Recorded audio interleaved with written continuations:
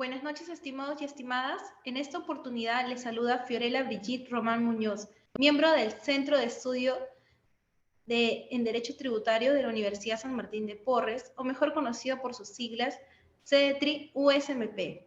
Agradecemos a cada uno de ustedes por participar en la cuarta sesión del segundo seminario de Derecho Tributario denominado Aspectos Básicos del Código Tributario, el mismo que está siendo transmitida en este preciso momento en nuestra página oficial de Facebook. En esta oportunidad, hoy jueves 1 de septiembre de 2022, se desarrollará el tema Derecho Tributario Procedimental, para lo cual contamos con la participación del doctor Daniel Yacolca Stares, quien en el plano académico es doctor en Derecho por la Pontificia Universidad Católica del Perú, doctor en Política Fiscal y Sistema Tributario por la Universidad Nacional Mayor de San Marcos, máster en Derecho Tributario por la Universidad de Barcelona, España. Es, en el plano profesional, socio fundador del Estudio Jurídico Corporativo y Tributario. Ha sido funcionario de la SUNAT durante 26 años en áreas vinculadas a la fiscalización, cobranza, investigación académica y procuraduría pública, director editorial y autor de obras en su especialidad, conferencista nacional e internacional. Se desempeña como profesor y conferencista en seminarios, cursos de pregrado y posgrado en diversas facultades de Derecho en el país. Es importante destacar logros como becario de investigación del Centro Interamericano de Administración Tributaria, del Instituto de Estudios Fiscales de la Agencia Española de Administración Tributaria, como investigador en el RENACI Carlos Monge Medrano III. Una vez expuesta su hoja de vida, quisiera comentarles a los participantes del presente seminario que, al finalizar la ponencia del doctor Daniel Yacolca, se seleccionarán las preguntas que ustedes consignen en los respectivos comentarios a efectos de que éstas sean absueltas. Por tanto, las preguntas deberán hacerse como máximo hasta media hora después de iniciada la participación.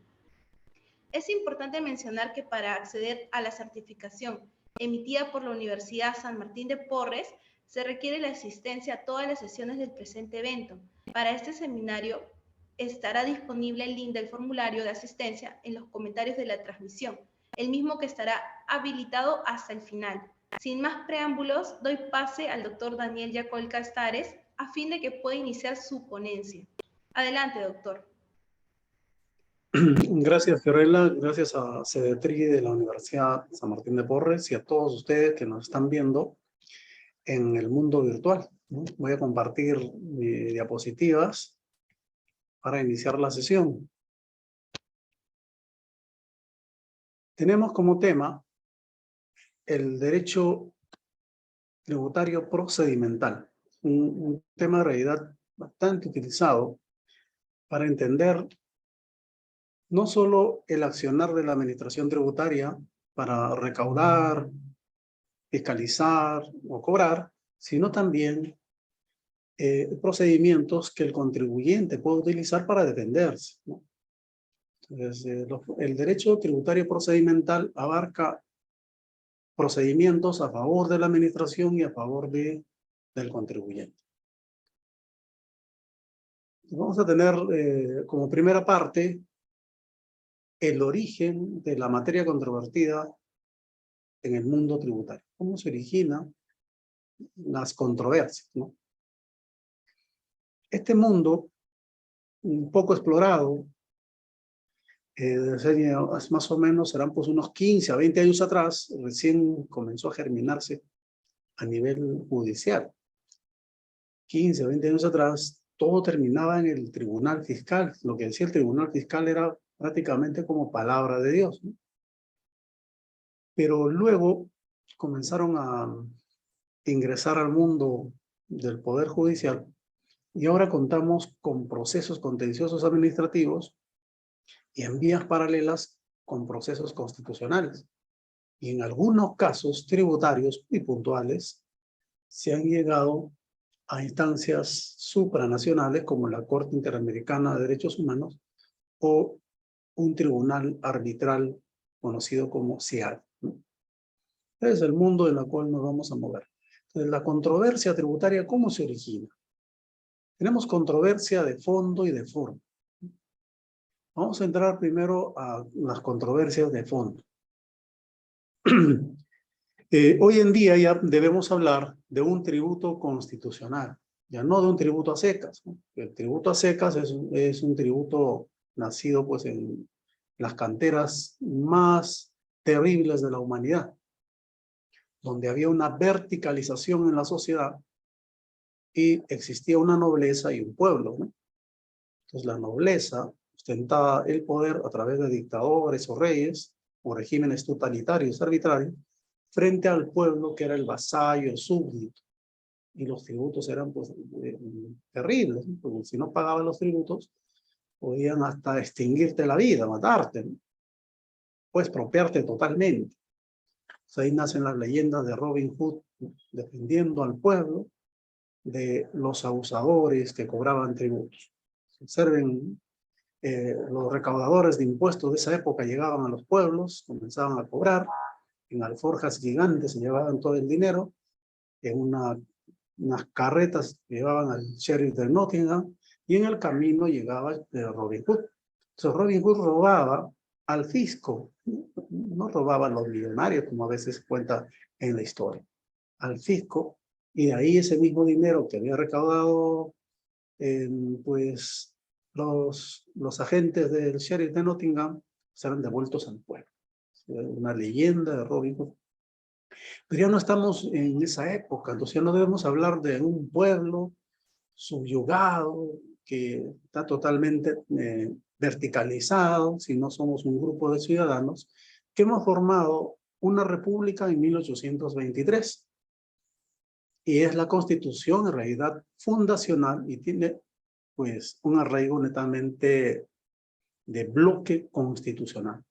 El núcleo duro de la Constitución ha sido establecido en 1823. Hemos sido creados como un Estado de Derecho que tiene división de poderes por un lado, por otro lado, defensa de los derechos fundamentales que luego se convirtieron en derechos humanos a nivel mundial, y la división de poderes. Son los tributos. A partir de nuestra república, como muchos países también republicanos, se estableció como un deber de contribuir, ¿no?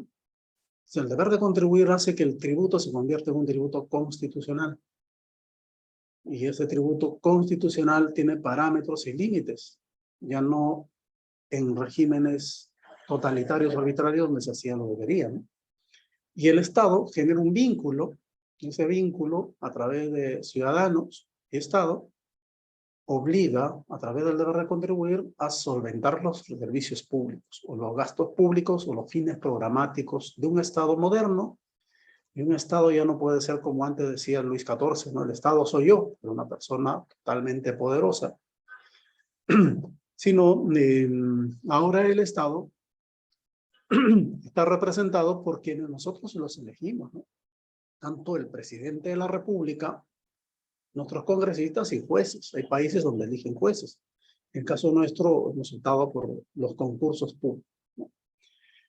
Y esa división de poderes hace que el tributo sea constitucional, y también la defensa de los derechos fundamentales de los ciudadanos, ¿no? La división de poderes, y lo que decía Montesquieu, el juez era la boca de la ley.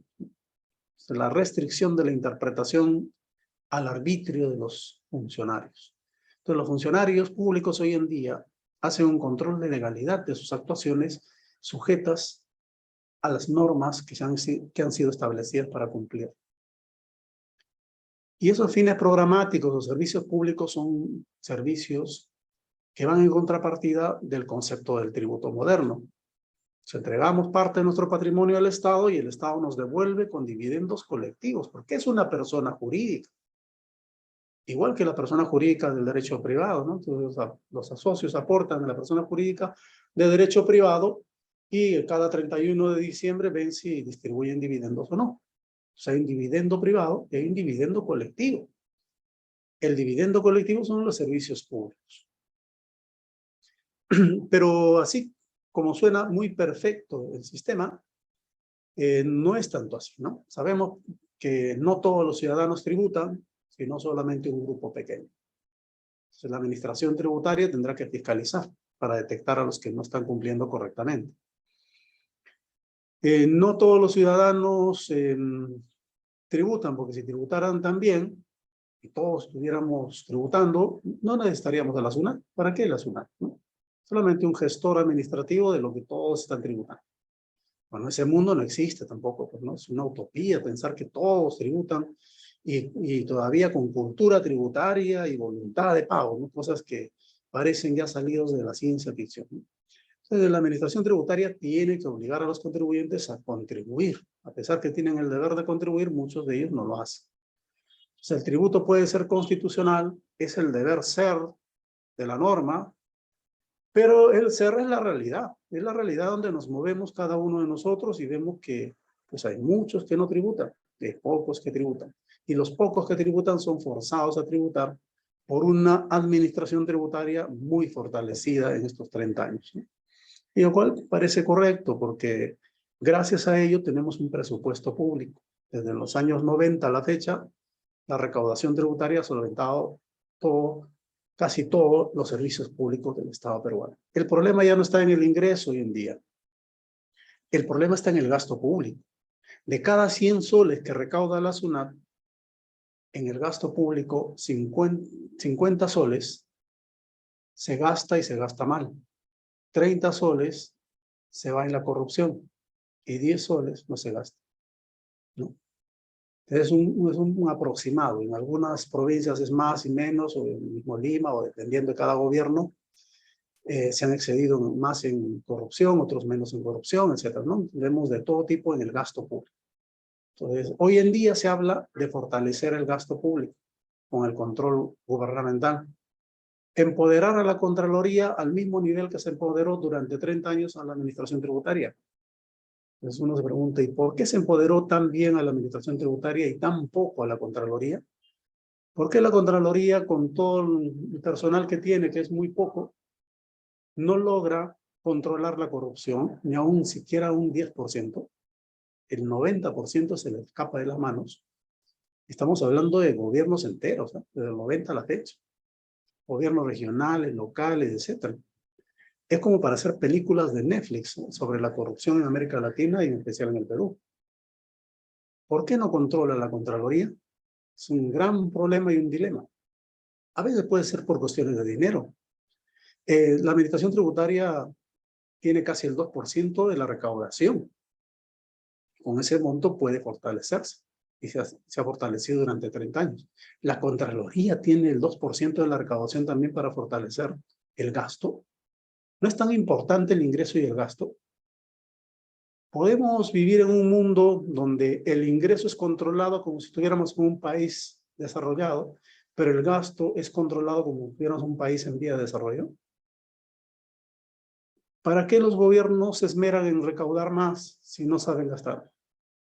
Son preguntas que están en el tintero, y más aún en tiempos de elecciones, ¿no?, donde todos nos ven como parte de su afán de progresar a nuestro país, pero cuando llegan, muchos de ellos terminan en organizaciones criminales, ¿no? Vean más la lista de cuántos alcaldes han sido procesados por liderar organizaciones criminales, y etcétera. Podemos seguir hablando de ese tema mucho tiempo.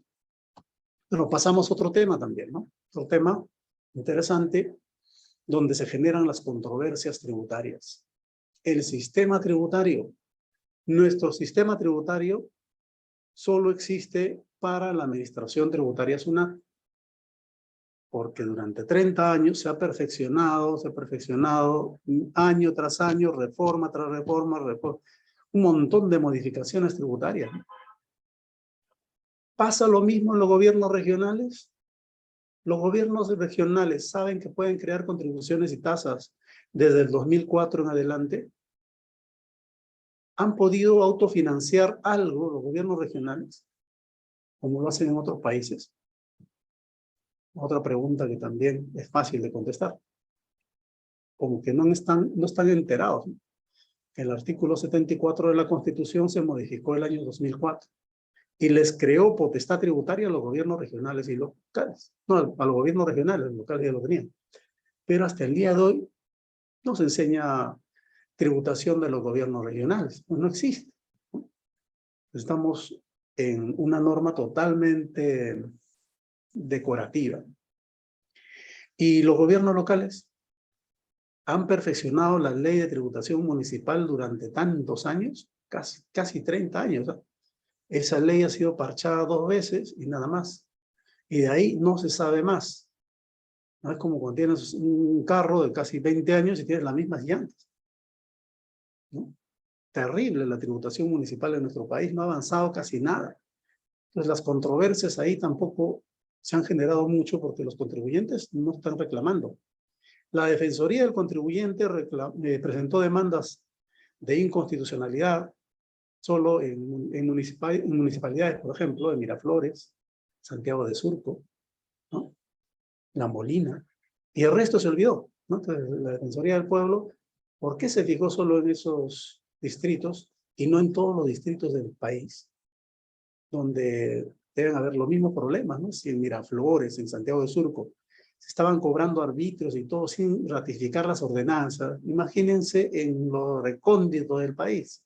Entonces la Defensoría del Pueblo solamente funcionó en un momento histórico para ver el tema tributario. De ahí no existe, ¿no? Tenemos instituciones que no hacen una tarea completa, o quizás los que lideran no saben, ¿no? O no conocen, o falta capacitación para su personal. Entonces, las controversias están ahí constantes. ¿Cómo suben los arbitrios? Hay lugares que suben un montón, otros casi no suben, y otros ni cobran nada y trabajan solo puro amnistía cada campaña electoral. Entonces, el sistema tributario es una plaga de controversias tributarias. Las grandes empresas lo litigan. Los medianos algunas veces litigan. Y los pequeños se van a la informalidad. Es más fácil irse a la informalidad que seguir siendo formal cuando uno no tiene una asesoría como si lo tienen los que tienen recursos. Pues ahí hay un hueco, un vacío en las controversias, ¿no? La mayoría de pequeños se pitufean o se van a la informalidad, o cambian de giro, cambian de nombre, etc. Cada cúmulo de contribuyentes se comporta de acuerdo al escenario que se le presenta en la realidad. El deber de contribuir es pues deber ser del derecho, pero que no es, en realidad es otro. Entonces el sistema tributario peruano ha avanzado notoriamente para la administración tributaria SUNAT, se ha perfeccionado. Pero para el resto de administraciones tributarias, observemos el código tributario. En alguna parte dice OEFA, que cobra un aporte por regulación, ¿no? En alguna parte dice OSINERMIN, que también cobra un tributo. Estos otros entes que cobran ni existen, ¿no? Pero cuando empiezan a autorregularse, tienen que sacar normas, observen estas normas bien extrañas, sacan normas internas para comprender que el código tributario también le resulta aplicable, ¿no? Entonces tenemos varias normas. Sí, nosotros también podemos usar el código tributario porque cobramos un tributo, etcétera, etcétera, etcétera. Entonces, tienen que emitir normas infrarreglamentarias, inclusive, para colocarse en el momento normativo de acreedores tributarios. Y la OEFA no sabía ni lo que estaba cobrando, ¿no? Todo un proceso judicial que duró casi 6 años, y nuestro Tribunal Constitucional recién dijo que el aporte por regulación de la OEFA es un tributo. Y de ahí recién respiraron tranquilos los de la OEFA. Entonces hay muchas controversias que se han generado por nuestro propio sistema tributario obsoleto, como si fuese un carro de chatarra de hace 30 años atrás. Que se ha mejorado, sí, pero solo para la administración tributaria SUNAT, porque tienen una gerencia normativa, ¿no? La SUNAT tiene una gerencia normativa que todos el año prácticamente revisan y revisan, le dan vuelta a todas las normas para perfeccionarlas más todavía de las que ya están. En un municipio tienen una gerencia normativa, en un gobierno regional, en la OEFA, en OSINERMIN, tienen una gerencia normativa que puede mejorar sus normas. No lo sabemos, ¿no? Al menos yo no me he enterado todavía. Entonces, nuestro sistema tributario, tal como está diseñado, a la antigua, ya es parte de una motivación controversial. todos los tributos que cobramos serán constitucionales. En los 90 hubieron varios que no. Varios fueron declarados inconstitucionales. Y aquí hay una gran responsabilidad de los economistas y de los juristas especializados en tributación. En el Ministerio de Economía y Finanzas hay muchos economistas que dominan economía, pero no dominan derecho constitucional tributario. Entonces crean híbridos, como el impuesto mínimo a la renta, ¿no? Sin límites constitucionales. Y después recién el contribuyente se da cuenta y dice, me están cobrando tributos cuando tengo pérdida, como un tributo a la ganancia. ¿Qué ganancia yo tengo? No tengo ganancia, me estás cobrando como renta. Presentaron acciones de amparo y recién el Tribunal Constitucional, después de casi 10 años, declara inconstitucional. 10 años cobrándonos un híbrido creado como si fuese un minotauro. Pero después lo cambian de nombre y se convierte en IEAN, extraordinario. Entonces, la palabra extraordinario decía, oye, esto es medio raro, ¿no? Extraordinario por única vez. No, entonces hay que cambiarle de nombre rápidamente antes que nos declaren inconstitucional. Y le pusieron el nombre ITAN. Entonces el ITAN es Robocop 3. Robocop 1 es el mínimo de la renta, fue declarado inconstitucional porque estaba dentro de renta, un impuesto al patrimonio insertado como si fuese una especie de esos monstruos extraterrestres, ¿no? Un alien, y que después salió ya como autónomo y ahora ya es constitucional, pero ya salió del vientre del impuesto a la renta. Es increíble cómo se ha construido que cuando solamente ves un punto de vista económico del tributo, puedes crear pues híbridos y híbridos y híbridos, ¿no? Pero si el jurista le pone los límites con el constitucional tributario, dice, no puedes crear eso. Tienes que respetar el principio de capacidad contributiva, el principio de no confiscatoriedad, principio de legalidad, etcétera, y ahí recién va a salir el tributo constitucional. Si no, vas a crear un híbrido y vas a malograr todo el sistema. Y efectivamente, después continuaron, ¿no?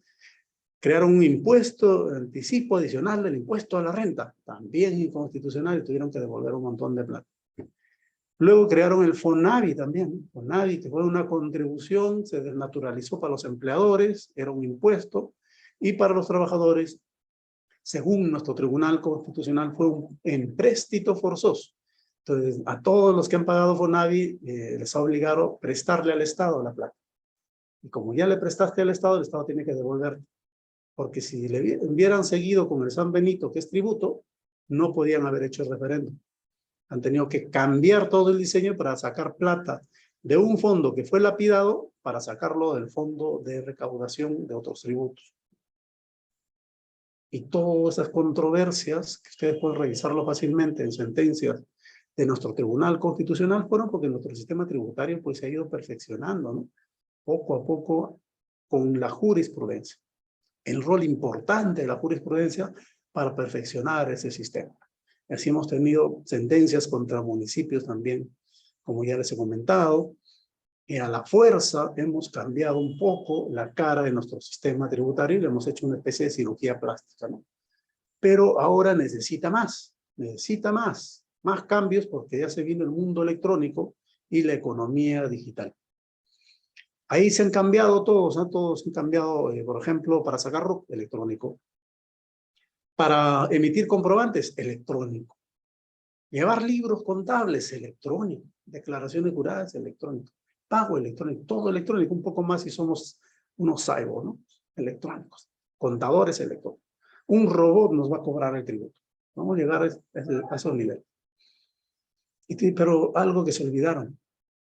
Crearon todo, pero se olvidaron de las sanciones, de las infracciones. Las infracciones y sanciones de nuestro código tributario, que va a ser materia seguro de mucha controversia, y ya lo debe haber, no han sido cambiadas. Cambiaron todas las obligaciones tributarias de físico a electrónico, pero se olvidaron de las infracciones y sanciones tributarias. Y peor aún, se olvidaron de la ley penal tributaria. Nuestra ley penal tributaria está desfasada. ¿Cómo van a poder hacer sus informes de presunción de delito con leyes desfasadas? Entonces necesitamos perfeccionar esas normas. Entonces nuestro sistema tributario necesita una gran reforma tributaria por un comité de alto nivel. que el Congreso o el mismo Estado, el Poder Ejecutivo, pueda proponer, ¿no? Cuando hacen, por ejemplo, un proyecto de código civil, código penal, no lo hacen los congresistas. Hacen un grupo de especialistas de la materia. Elaboran un proyecto bien pensado y luego recién lo ponen a debate. En materia tributaria no hemos legislado así. En materia tributaria, lo normal es que el Congreso haga la reforma tributaria. Para eso son elegidos. Pero el Congreso, durante 30 años, ha delegado su función en materia tributaria. Entonces, nuestro Código Tributario, decreto legislativo. IGB, renta, decreto legislativo. IPF, etcétera, y sigo, ¿no? Todos los tributos, todas las normas más importantes en materia tributaria han sido creadas por el Ejecutivo. O sea, el Ejecutivo se convirtió en legislador tributario durante 30 años y seguimos. ¿Cuándo el Congreso podrá darnos una verdadera reforma tributaria? Pero, claro, por supuesto, con un comité especial, donde llame a expertos que conozcan la materia, y no salgan esa clase de normas de la noche a la mañana, donde dicen, vamos a quitarle el impuesto selectivo a la gasolina y con eso solucionamos el problema. No solucionaron nada. O vamos a crear un nuevo, el IGB, vamos a bajarlo de 18 a 8, y ya es vigente a partir del día de hoy, a pequeños negocios. Han hecho un estudio técnico para eso, de bajar de 18 a 8. ¿Cuántos millones se va a dejar de recaudar? ¿Y va a valer la pena? ¿Hubo un estudio técnico que podemos revisar y analizar los tributaristas? Pues hasta ahora lo estoy buscando, ¿no? Entonces, de esa manera no se hace una buena reforma tributaria. Entonces, desde los 90 a la fecha hemos hecho parches y parches y parches, apagar incendio. Entonces, el sistema tributario está parchado por todos lados. No hay coherencia en nuestro sistema tributario. Los acreedores no saben que son acreedores, porque algunos acreedores aprovecharon porque tienen la parte mediática de los presidentes que llegan al gobierno y quieren más plata, entonces la reforma tributaria, ¿no? Cambio de norma, y otros que están olvidados durante 30 años. Entonces, una plaga de controversias se generan solo por el desorden en nuestro sistema tributario. Otro lugar donde se generan las controversias es en la relación jurídica tributaria. En la relación jurídica tributaria, los deudores tributarios deberían tributar lo que corresponde, pues, ¿no? Y el acreedor debe cobrar lo que corresponde también. Ahí estamos todos felices. Pero a veces el deudor se escuda en procedimientos de litigación, y muchos abogados se prestan para ello, a presentar recursos sin ninguna motivación ni nada. Solamente dice recurso, reclamación y se acabó. Escribió ahí un poco más y una carta de amor. Pero no hay nada. Es vacía, es hueca. En otros países, esta clase de recursos son rechazados in limine, ¿no? Muy parecido a lo que está haciendo el Tribunal Constitucional últimamente con las sentencias interlocutorias o lo que hacen los anglosajones con el cerciorario. Hay medidas para atacar ese frente malicioso de exceso de litigación. Por más que tengan el derecho, debe haber pues al menos algo que argumentar. No el simple derecho. Entonces, por el lado del acreedor también, ¿no? El lado del acreedor a veces cambian la regla de juego. En un caso de Cementos Lima, cambiaron la regla de juego de 12% a 0% de arancel sin estudio técnico, absolutamente nada de estudio técnico. El Tribunal Constitucional revisó y dijo, pues esto es inconstitucional.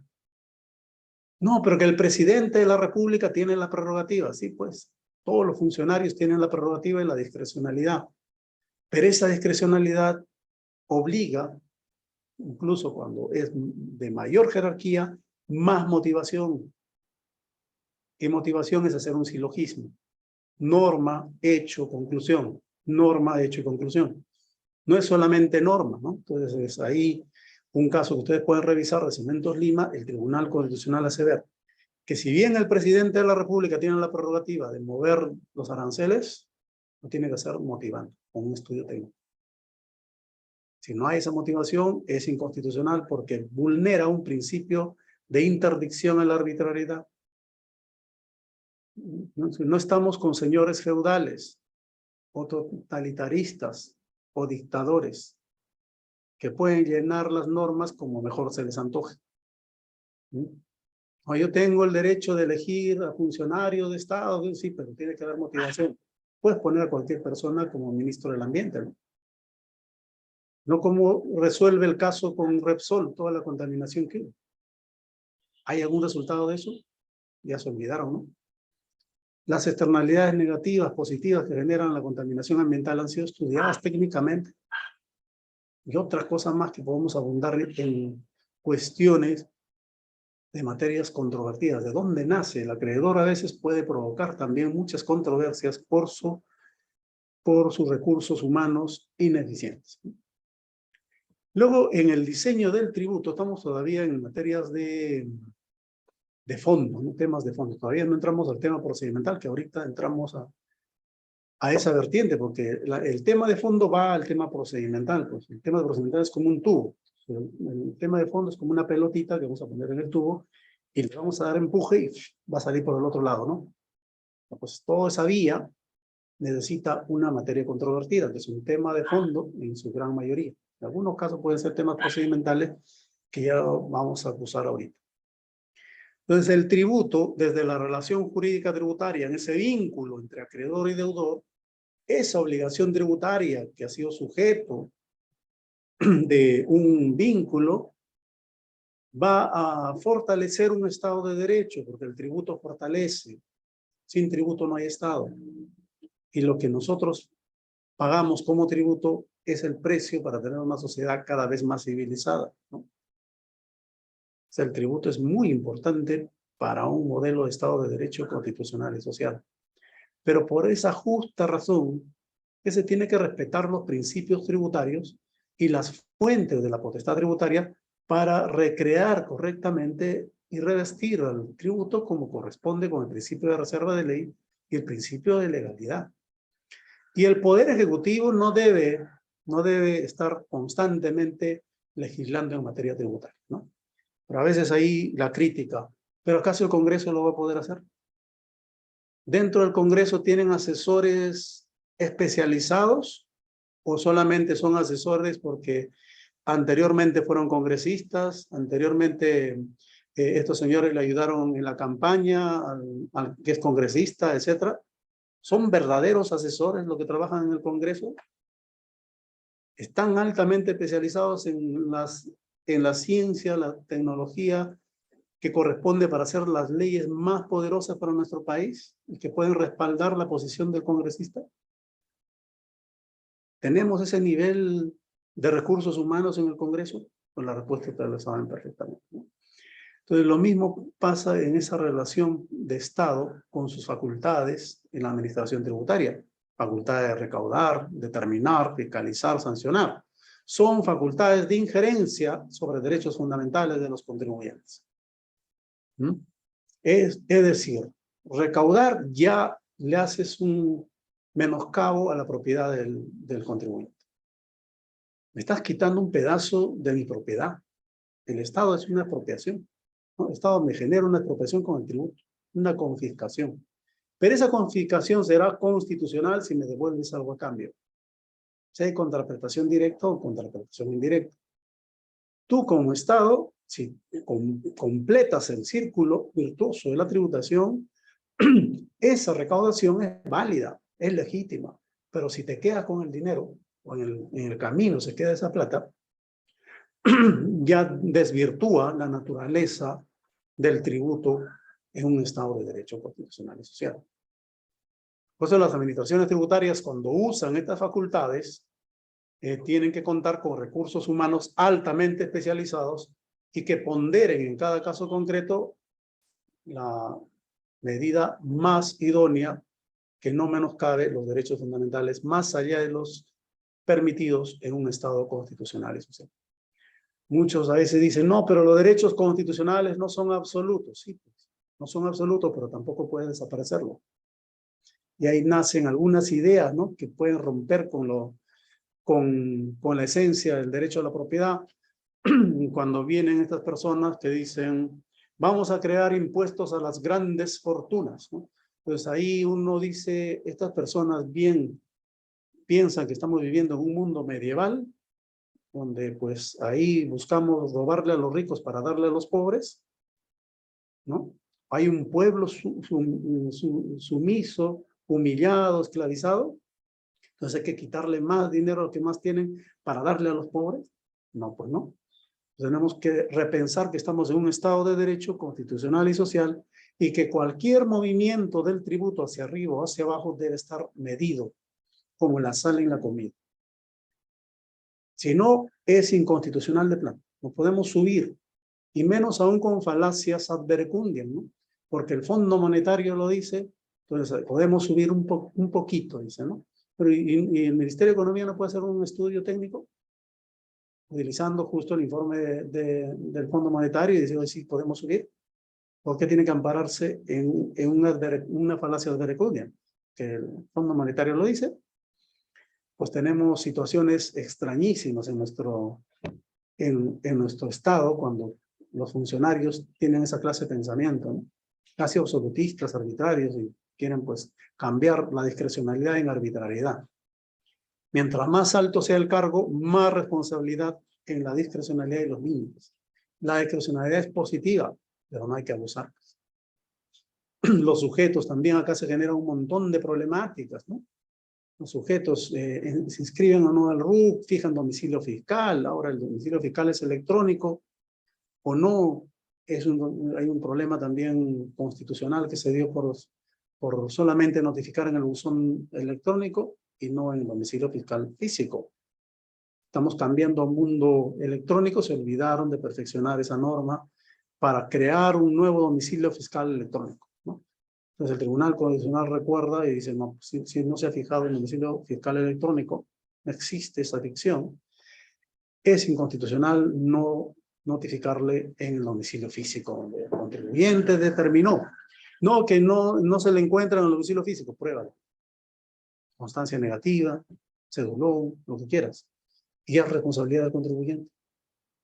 Pero no omitas hacer esa clase de notificación. Tienes que agotar todas las vías de comunicación con el ciudadano porque estamos en un Estado constitucional y social de derechos, ¿no?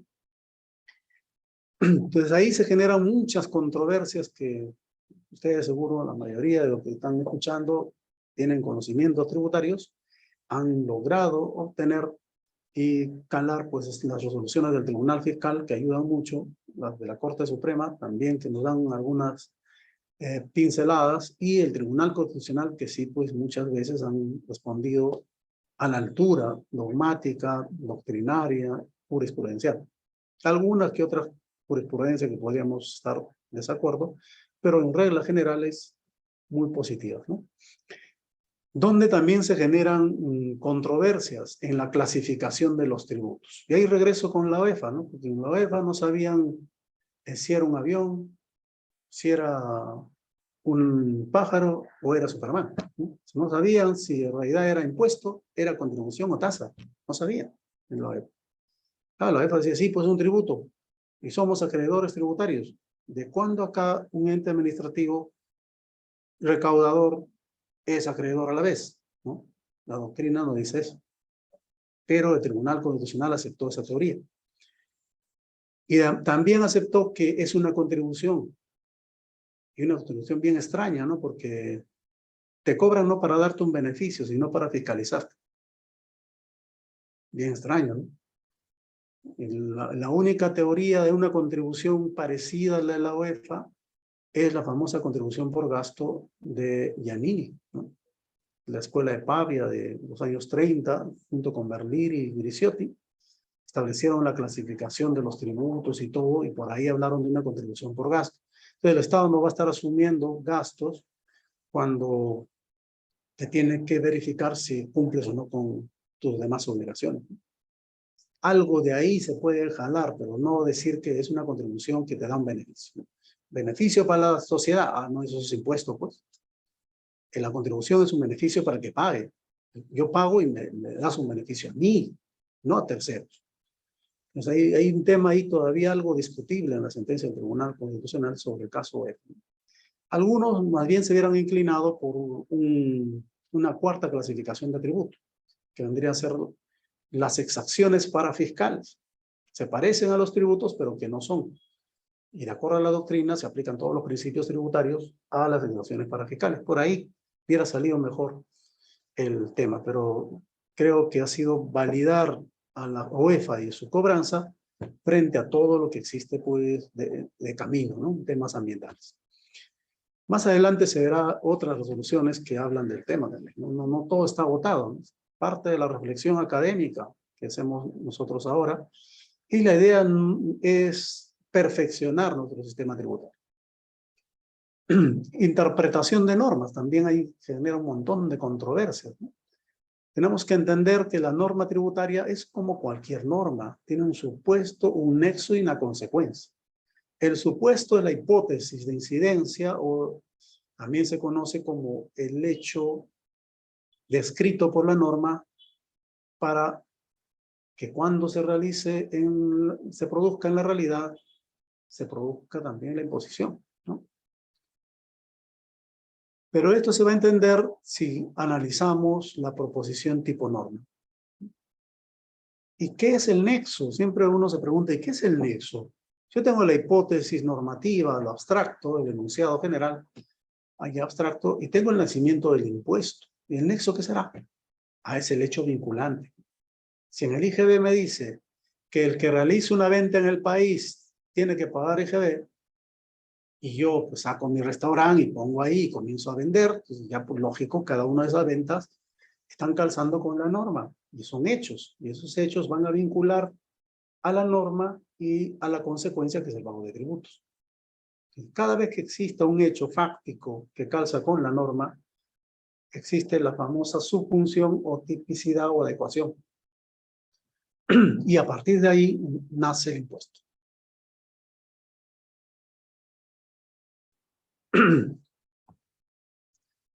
Entramos a una segunda parte.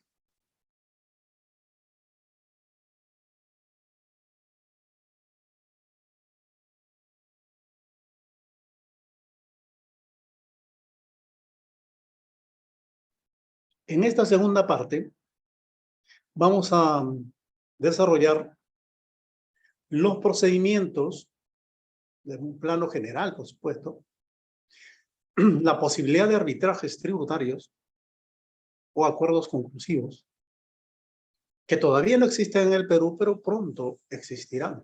Acá somos un poco Nostradamus.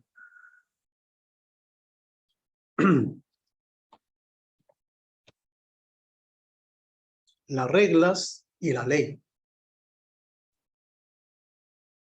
Reglas para ganar. Ley para ganar. Las reglas pueden establecerse entre privados, y la ley hace que esa regla sea oponible a todos los ciudadanos.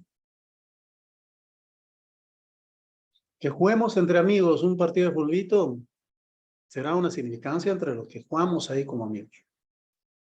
Pero si juega la selección, nos compromete a todos, ¿no? Y la mejor barrera del mundo es la mejor barra del mundo es la barra peruana. En algo somos campeones. Entonces esas reglas que se conducen dentro de normas, dentro de la ley y de la fuerza, nos enseña a través de la litigación estrategias para buscar una justicia. Pero claro, la justicia puede ser vista de dos maneras, ¿no? Una justicia desde las procuradurías de la administración pública y una justicia desde la defensa de los contribuyentes o del ciudadano. Pero aspiramos a una justicia en conjunto, bien difícil, ¿no? Los que litigamos sabemos perfectamente que todos bailan con su pañuelo. Y la marinera se baila con primera. No hay primera sin segunda, ¿no? Entonces siempre hay doble instancia y más. Entonces las estrategias son parte de la litigación y la justicia es una aspiración que casi nunca se llega a alcanzar. Lo que resuelven los jueces, lo que resuelven cualquier otra entidad, es solo eso, ¿no? Lo que resuelven. ¿Que puede cambiar en el futuro? Sí, puede cambiar. Imagínense la Inquisición española, la Inquisición italiana, alemana, etc. Para ellos era justicia lo que hacían. Y el pueblo está de acuerdo. Ahora, no más que pues, hagamos la vestidura, mira qué salvajes eran, cómo hacían todo eso, ¿no? Pero en su época fue justicia. De acá a unos 100 años dirán lo mismo de nosotros. Pues mira, cómo no tenían arbitraje, no tenían acuerdos conclusivos en el Perú, ¿no? Qué raro, ¿no? Porque todas las reformas, todos los cambios normativos que hubieron del 90 a la fecha, nunca la administración tributaria quiso, a pesar que tienen toda esa posibilidad, el Ministerio de Economía, colocar resoluciones de conflicto alternativo. ¿Por qué el Perú siempre es la cola? Que al final, cuando ya todo el mundo lo hizo 20 veces, es decir, vamos a colocar el arbitraje y esto. Y también he visto a veces por muchos académicos, ¿no? Que dicen, no, pues, ¿cómo va a ser arbitraje tributario, no? Y menos se hacen una tesis, una investigación, qué raro, ¿no? Eso no debería ser investigado. Pueden llegar a ese extremo, ¿no? ¿Por qué pensarán así? Porque están con el límite de decir pues, que lo tributario no se negocia, no hay estrategia. Pero a nivel internacional existe el arbitraje tributario internacional. En los convenios, contratos ley que se firman, si hay un desacuerdo pueden ir a un arbitraje. Ya se usa el arbitraje. Que no se use un procedimiento administrativo, el derecho procedimental tributario, es simplemente porque no se ha puesto la normativa correspondiente a nuestro código tributario. Entonces, la resolución de conflictos pueden ser los clásicos que tenemos en el derecho procedimental tributario y los alternativos que ya se están usando en muchos países, ¿no? Hay muchos países que usan la resolución de conflicto alternativo. Desde las instituciones del derecho tributario nos hace ver que ya estamos hablando de una ciencia. El derecho tributario es una ciencia y como ciencia tiene un sistema normativo, tiene una parte sustantiva y una parte formal. Y también por ello contiene una parte procedimental y procesal. Y el derecho tributario está integrado por principios e instituciones propias.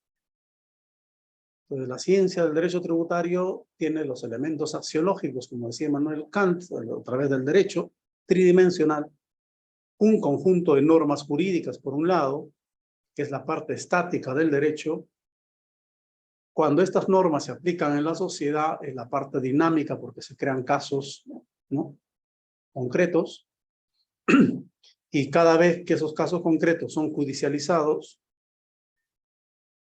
estamos en el mundo de la aplicación de los principios e instituciones. Vamos más allá de la ley. O sea, el derecho tributario ha avanzado abismalmente en los últimos años y más aún el derecho procedimental, ¿no? Entonces, el ordenamiento jurídico que tenemos hoy en día en cualquier país, contamos con normas jurídicas procedimentales que en vía administrativa ayudan a controlar el tributo, que ayudan a defenderse de la administración tributaria de los contribuyentes, normas jurídicas materiales donde se establecen los tributos y su obligación tributaria y los elementos esenciales del tributo, disposiciones normativas que son de carácter protocolar, como el año, ¿no?, 2021 está, o simplemente normas jurídicas consuetudinarias, que ya no existen casi nada, ¿no?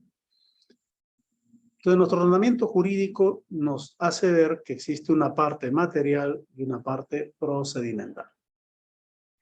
Y ahí entramos al mundo del derecho procesal tributario, que es lo que estábamos revisando. Pues tenemos el derecho tributario procesal y el derecho procesal tributario. ¿Cuál es la diferencia? ¿Por qué no hablamos por lo mismo? Es que no son lo mismo. Cuando hablamos de derecho tributario y tiene elementos procedimentales, estamos en la parte conocida como gestión tributaria. Entonces necesitamos determinar deuda, declarar los tributos, gestionarlos, inspeccionar, fiscalizar. Es el derecho tributario con gestión tributaria. Pero cuando ya entramos a la litigación, ya no vamos a determinar deuda ni nada de eso, que es una primera parte.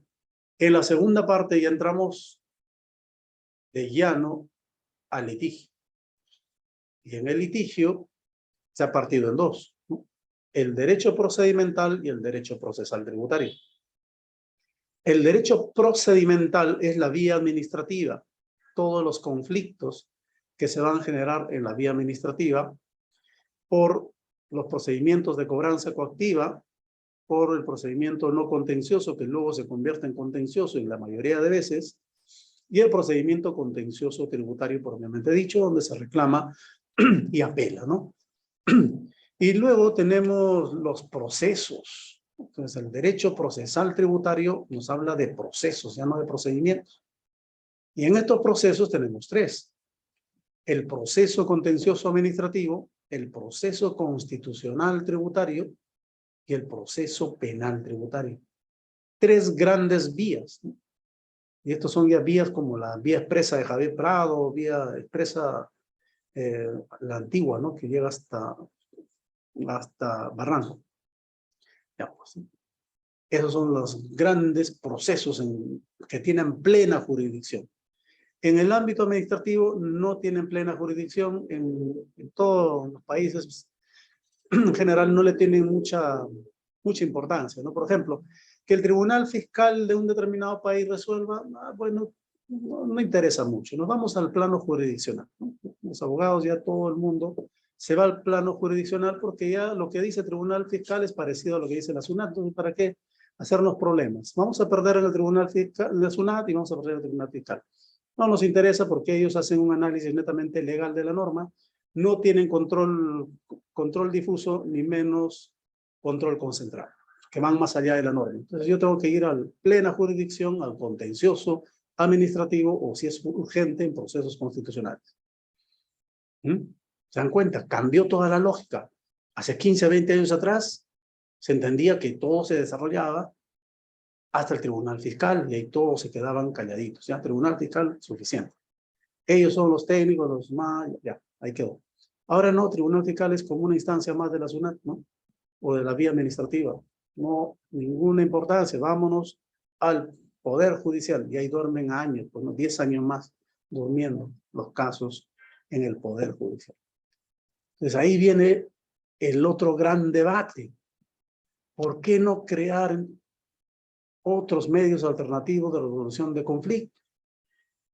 ¿No? ¿Vamos a seguir viviendo con la época hace 50 años atrás? ¿O vamos a evolucionar? La evolución humana nos ha dado lo que somos ahora. La ciencia, la tecnología también. ¿Y por qué el procedimiento tributario no cambia? Que seguimos con lo mismo, que no funciona, ¿no? Porque el contribuyente reclama en la SUNAT, de cada 10 casos pierde 9. A veces pierde 10. El tribunal fiscal igual, ¿no? De cada 10 casos pierde 8. A veces pierde todos. Entonces, se van al Poder Judicial, ahí hay que persignarse, uno no sabe cómo va a salir. Y también los plazos son muy eclesiásticos, ¿no? Lo resuelven cuando Dios quiere. Pues no sabemos si va a resolver en 1 año, 2 años, 3 años, 15 años, 18 años. Y los grandes casos todavía están pendientes de resolución en la Corte Suprema del Poder Judicial. Grandes casos. Pero eso tampoco quiere decir, y aquí también una opinión bastante reflexiva sobre el asunto, ¿no? Porque algunas personas dicen que la SUNAT no cobra a las grandes empresas, ¿no? Y eso es totalmente falso. Si uno revisa la página web de la SUNAT, y van a encontrar que quienes más pagan tributos son las grandes empresas. El 70%, casi el 80% de la recaudación por año es pagado por 2.000 a 3.000 empresas. Y son las más grandes. Es lo que nos dan casi el presupuesto de la República. Lo que sucede es que la SUNAT lo fiscaliza también, ¿no? Entonces, cuando lo fiscaliza, imaginémonos un empresario, un gran empresario, declara que debe 100 millones y paga los 100 millones. Pero viene la SUNAT y le fiscaliza. Y le dice, no, no son 6 millones, son 120 millones. O sea, hay 20 millones que usted no declaró. Y las grandes empresas tienen bufetes de abogados, que todo ya tienen hasta plantilla para reclamar. Así como en la misma zona para resolver también seguro tienen plantilla, porque son casos parecidos. Entonces presentan acciones, reclamos, saben que van a perder, se van a apelación, saben que van a perder y se van al Poder Judicial a que resuelva la Corte Suprema. Entonces, ese monto extra no reconocido en una fiscalización es la que está en litigio en la Corte Suprema. O sea, es totalmente una falacia decir que no se cobra a las grandes empresas en nuestro país. Sí se cobra, sino que este nicho de deudas que están en litigio son aquellas que han sido promovidas por las grandes empresas sobre actos de fiscalización y que ya deberían ser resueltas por nuestro Poder Judicial, ¿no? Es un gran reto para el Poder Judicial. Sé que están haciendo últimamente un gran esfuerzo. Sé que están capacitándose, haciendo incluso, han atraído gente profesional en materia tributaria y pronto esperemos buenos resultados de esa acción que el Poder Judicial últimamente sé que está haciendo, ¿no? Pero aquí tenemos el procedimiento contencioso tributario, que todos lo conocemos, lo que estudiamos esto, pues lo hemos visto por al revés y al derecho. Todo empieza por un acto reclamable, luego tiene la reclamación, se emite una resolución administrativa resolviendo la reclamación, pasamos una apelación y finalmente en la vía administrativa se termina con el Tribunal Fiscal. A esto se conoce como procedimiento contencioso tributario o contencioso en sede administrativa y se agota. Hay países donde la doble instancia está en el mismo Tribunal Fiscal, por ejemplo en Bolivia, ¿no? En Bolivia, el Tribunal Fiscal boliviano resuelve las reclamaciones y apelaciones. Muy parecido a lo que pasa en Indecopi y en otras instituciones acá en el Perú. Pero en materia tributaria, pues tenemos a la misma SUNAT o el mismo municipio que resuelven en primera instancia y recién se van al Tribunal Fiscal en segundo. Son modelos. Pero hay otro modelo colombiano y también español y algunos países de Latinoamérica, de Europa, donde la reclamación es optativa, es facultativa. Porque si sé que la misma administración va a volver a revisar lo mismo, yo presumo ya por default que voy a salir mal ahí. ¿Para qué ir 2 veces en el callejón oscuro? Si ya fui en la fiscalización, ¿por qué tengo que ir a la reclamación de nuevo? ¿No? Y más aún que en la reclamación, el único que puede ver todo de nuevo es la misma administración con la facultad de reexamen del artículo 127. Pero el contribuyente sí está prohibido presentar nueva prueba, ¿no? No puede. Toda la requerida en la fiscalización no lo puede presentar en la reclamación. Pero que la administración tributaria sí puede hacer todo, ¿no? Incluso buscar nuevo reparto. Increíble. O sea, tenemos un procedimiento más afortunado para la administración tributaria. Y no parece una instancia, en realidad, ¿no? Más como para perfeccionar el acto de fiscalización. Entonces, por eso en otros países hacen como una instancia facultativa. Facultativa. Y ahí sí, pues el que quiere irse en la misma administración, ve que la misma administración puede ayudarle en resolver la controversia, bien, ¿no? El que no, se va al Tribunal Fiscal. Y de ahí al Poder Judicial, que es la vía procesal, ¿no? En este caso estamos revisando la vía procedimental y el agotamiento de la vía administrativa. De ahí para adelante hay toda una casuística que podemos hablar ya en otra capacitación, y para eso están estas capacitaciones muy interesantes que está haciendo CEDETRI de la Universidad San Martín de Porres, la cual soy también profesor en la Facultad de Derecho. Como resumen, ya para terminar, el derecho procesal tributario, como ven, tiene 2 grandes vías, ¿sí? Las vías como unas pistas donde uno puede poner el vehículo y le pone pues a 80 kilómetros por hora, respetando lo que ha dicho nuestra normativa de tránsito, y a veces ya resulta curioso, ¿no? Que en nuestro país se pongan límites de velocidad más pequeñitas que en países desarrollados. O sea, hay mucho accidente de tránsito, ¿será el motivo? ¿O simplemente es otros motivos? ¿O simplemente fue una copia y pega de normativa extranjera? Una gran motivación habrá detrás de todos esos cambios. Nuestra Policía Nacional está formada para lidiar con todo eso, o tenemos más delincuentes que más bien los policías deberían estar ahí, ¿no? ¿Cuántos delincuencia avanzó en nuestro país? Preocupándonos por los límites de velocidad. Pero bueno, algo parecido también puede pasar en estas vías administrativas y judiciales. Mucha controversia que se dan en la liquidación de los tributos, en la cobranza coactiva, incluso en procedimientos no contenciosos, como en las detracciones, donde se usan la ley 27444. Y en paralelo, las vías judiciales que están los procesos, ¿no? El proceso penal tributario, con bastante rigor, y ahí hay que tener mucho cuidado, ¿no? No debemos procesar a los contadores solo porque son contadores, ¿no? Por ahí vi un caso así, no, es que es contador. Y porque es contador ya es responsable penal de cómplice, no es suficiente. El derecho penal, ahí hay que abordar muchos temas nuevos. El derecho penal nos hace ver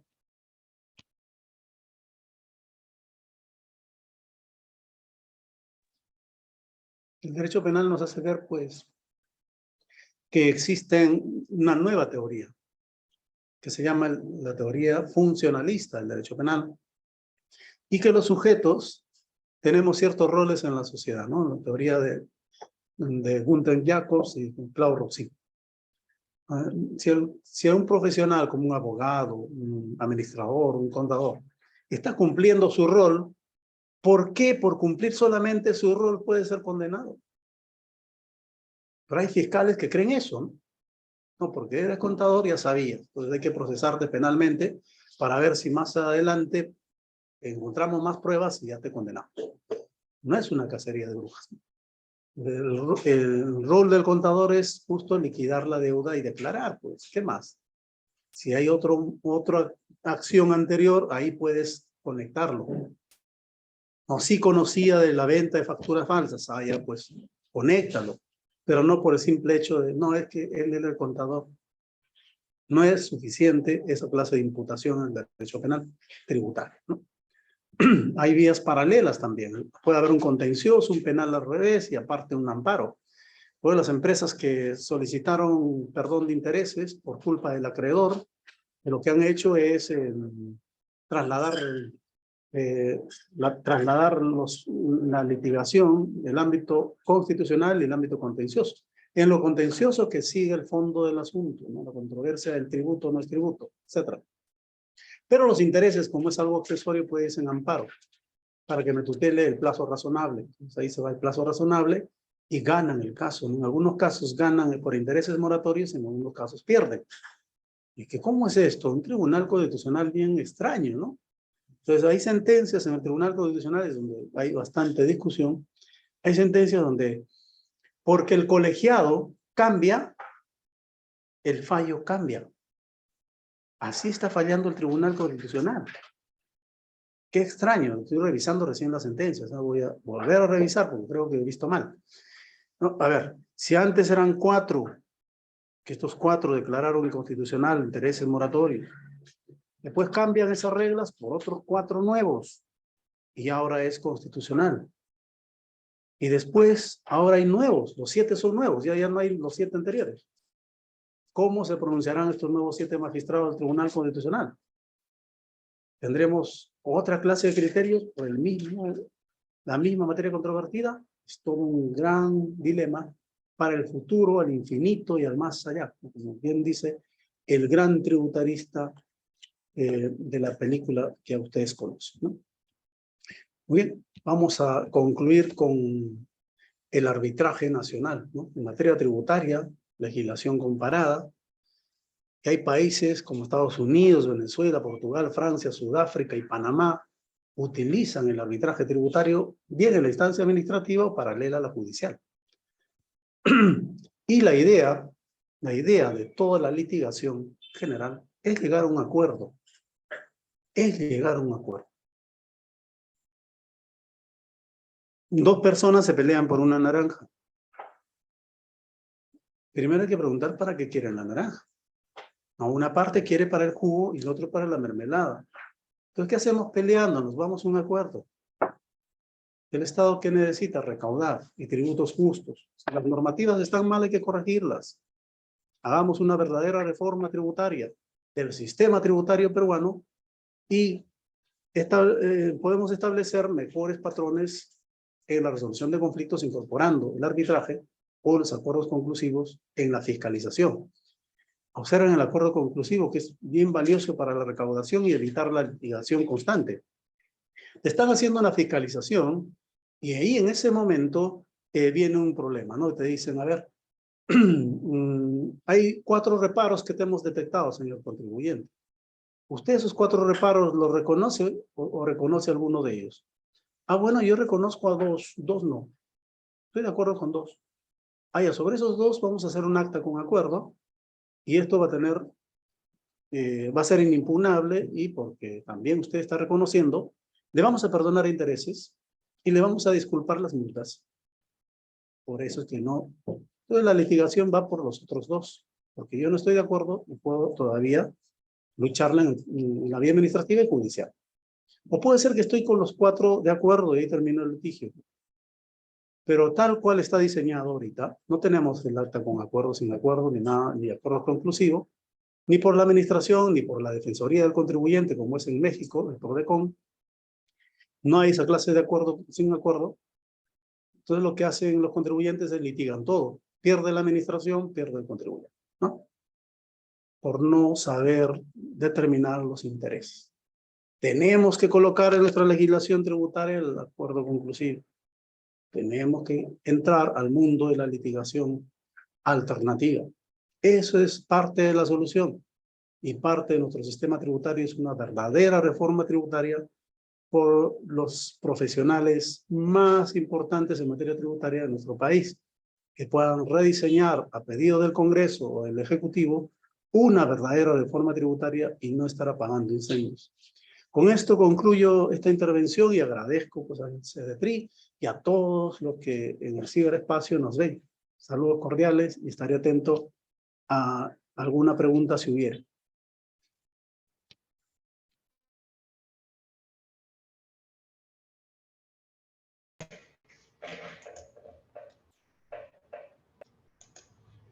Muchas gracias por su excelsa ponencia, doctor Daniel Yacol Castares. A continuación, siguiendo con el programa, procedemos con la ronda de preguntas. Dentro de la primera pregunta es, ¿el derecho procesal tributario pertenece al derecho procesal o al tributario? Netamente, ¿a cuál de los dos pertenecería en este caso? Es la primera pregunta, por favor. Repetir, por favor, Violeta, disculpen, no te entendí bien. ¿El derecho procesal tributario pertenece al derecho procesal o al derecho tributario? Ya, muy interesante la pregunta. A ver, cuando hablamos de derecho procesal es toda una ciencia, ¿no? Y cuando hablamos de derecho tributario es otra ciencia. Sino que el derecho tributario necesita del derecho procesal. Entonces, todos los procedimientos y todo lo que uno puede revisar es del derecho procesal. El contenido es tributario. La controversia es tributaria. Pero el resto, por eso que se aplica la doble instancia, se aplica la teoría de la prueba, se aplica todo el esquema de los procedimientos en un debido procedimiento, etc. Muchas gracias. La segunda pregunta, en sentido estricto, ¿considera que en el Perú se efectúan reformas tributarias? No, en el Perú en realidad durante los últimos 30 años no se han hecho reformas tributarias. Solo se han apagado incendios con pequeñas modificaciones, especialmente para la administración tributaria del gobierno central. En el resto de casos, ni modificaciones ha habido, ¿no? Necesitamos una verdadera reforma tributaria en nuestro país. Gracias, doctor. Hay una tercera pregunta. A propósito del tributo constitucional, ¿qué opinión tiene sobre la implementación de un impuesto sobre las ganancias mineras? Justo algo comenté que no estoy de acuerdo con estos impuestos a las grandes fortunas y todo eso, porque más es romanticismo a los Robin Hood que en realidad pues lo que verdaderamente queremos cobrar, ¿no? Lo que tenemos que hacer es, si hay un sector o sectores donde debemos subir o bajar los tributos, un estudio técnico para afianzarlo. No podemos de plano nada más, hay que subirle impuestos, hay que crear un impuesto para acá, para allá. Así no se hace un tributo hoy en día. Porque justo los tributos constitucionales tienen que estar limitados por principios constitucionales. Si no, estamos regresando a la época medieval. Muchas gracias. Última pregunta. La ley número 313, Ley de Desarrollo Urbano Sostenible, creó la participación en el incremento del valor del suelo. ¿Ello se consideraría un tributo? Y de ser afirmativa la respuesta, ¿cuál sería su clasificación? Bueno, he leído la norma y no veo que hayan creado un tributo propiamente dicho, ¿no? Lo que han hecho es delimitar el elemento material de otros tributos. Y además la norma, desde mi punto de vista, es muy confusa, porque justo hace esa doble interpretación, que algunos piensan que se creó un tributo y otros piensan que no, que solamente es el elemento material, porque vivimos en un país donde hay un desorden de la propiedad y que nadie sabe qué valor tiene la propiedad, ¿no? Y además, no hay municipalidad en el Perú que tenga su catastro al día. Entonces, aquí cada vez se invade terrenos en todos lados donde no se pueden ni poner servicios básicos, en vez que el Poder Ejecutivo diseñe lugares estratégicos para que estas personas vayan a vivir ahí donde se puede poner todos los servicios públicos. Y lo que están haciendo es aceptar invasiones en cerros donde no se puede colocar pues ni desagüe, ni agua, ni electricidad. Y peor aún si se pone el colegio arriba en el cerro, ¿no? Entonces, en vez de ayudar, perjudicamos a la misma población que queremos pues, ser solidarios con ellos. Muchas gracias. Doctor, si da unas palabras de despedida. Sí, un agradecimiento a CEDETRI por la cordial invitación y esta reflexión pues, nos sirve a todos para repensar la tributación en nuestro país y un saludo cordial a todos que han estado presentes y nos van a ver también en el futuro en este evento. Saludos a todos.